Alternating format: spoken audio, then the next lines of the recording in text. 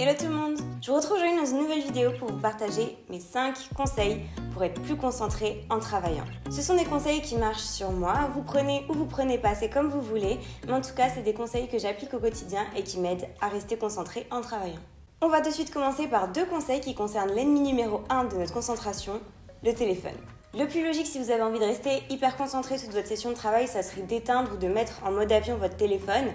Maintenant, je sais que tout le monde n'a pas très envie de faire ça parce que peut-être peur de rater des appels importants, des messages importants. Donc moi, ce que j'aime bien faire, c'est de mettre mon téléphone en mode arrêt. Je vais essayer de vous inclure des images pour que vous compreniez ce que c'est que le mode arrêt et comment je l'utilise. Après, je ne sais pas si c'est quelque chose qui est disponible sur tous les téléphones, mais moi, ce que je trouve très pratique, c'est qu'au moins, ça permet de bloquer juste les applications qui sont tentantes, sur lesquelles on se perd systématiquement alors qu'on était censé travailler. Mais ça ne bloque pas votre fonction téléphone et message propre au téléphone. Donc si on doit vous envoyer un message important, ça passera quand même. Maintenant, pour ceux qui n'auraient pas envie de faire ça ou qui n'auraient peut-être pas forcément cette fonction-là sur leur téléphone, vous pouvez toujours mettre votre téléphone sur le chronomètre pendant que vous travaillez.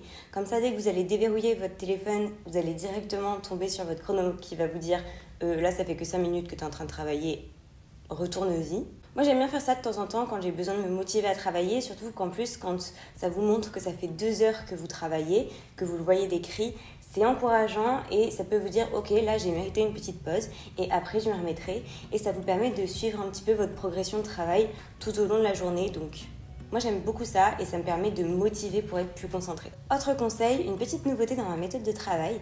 C'est vrai que ces derniers temps, pour essayer de me motiver à être plus concentrée et à bien lire tous les détails du cours, je me force à écrire. Pas vraiment à faire une fiche, mes fiches je les ai déjà faites en général quand j'en arrive à ce stade-là, mais quand je dois réviser un cours pour rester bien concentrée sur ce cours, même si j'ai l'impression que je le connais, que oh, ce détail c'est bon, je l'ai déjà vu, non, je me force à écrire à côté sur un brouillon les idées qui me viennent quand je lis ce cours, les mots-clés importants qu'il faut vraiment que je retienne, même si je le connais, que je me force à l'écrire pour que ça soit vraiment bien enregistré. Et après, sinon, à la fin du cours, ce qui m'arrive de faire aussi, c'est de marquer directement ce dont je me souviens.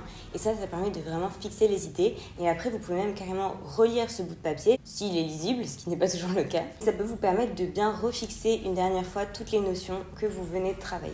Donc non seulement ça vous aide à vous concentrer pendant que vous révisez, mais en plus, ça vous permet d'apprendre d'autant mieux votre cours. Bon, ensuite, si vous me connaissez bien, vous savez que j'adore faire des to-do lists. Bon, les to-do list, on ne les présente plus besoin de vous expliquer ce que c'est normalement. Mais moi, ce que je trouve bien, c'est que vous avez votre trame pour la journée. Vous savez que là, sur votre session de travail, vous devez faire ça, ça, ça. Donc, quand vous êtes à la première tâche et que vous voyez que ça fait déjà 2 heures que vous y êtes, je vous dis pas de bâcler le travail, clairement pas.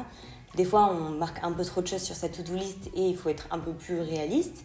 Mais moi, je trouve que ça me motive à me dire « Ah ouais, là, il faut quand même que je me bouge un peu et que je me force à être plus concentrée pour plus vite finir cette tâche et passer à la suivante. » Moi, je trouve que ça motive à réaliser ses objectifs et donc à se concentrer et à faire de son mieux pour atteindre tous les objectifs de la liste. Bon, dernier petit conseil que je fais dans les grands moments de désespoir, écoutez de la musique.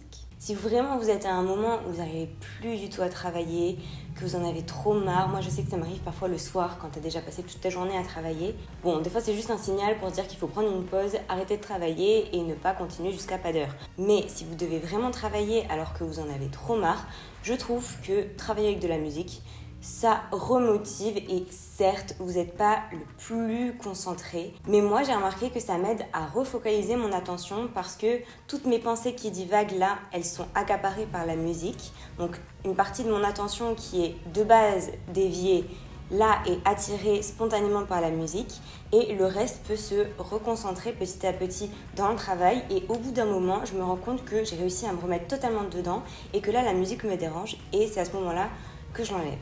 Donc je trouve que ça peut aider à faire passer un cap de non-motivation très importante. Bon après, si au quotidien vous avez envie d'améliorer de manière générale votre concentration, vous pouvez aussi pratiquer la méditation. Et donc sur du plus long terme, ça peut vous aider. Mais là, c'est vrai que je vous ai présenté des moyens qui sont plus à court terme quand vous êtes sur le moment en train de travailler.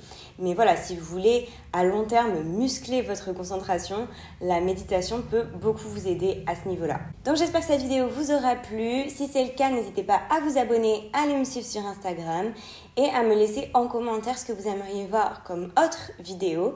Et sinon, je vous dis à très bientôt dans une prochaine vidéo. Bye!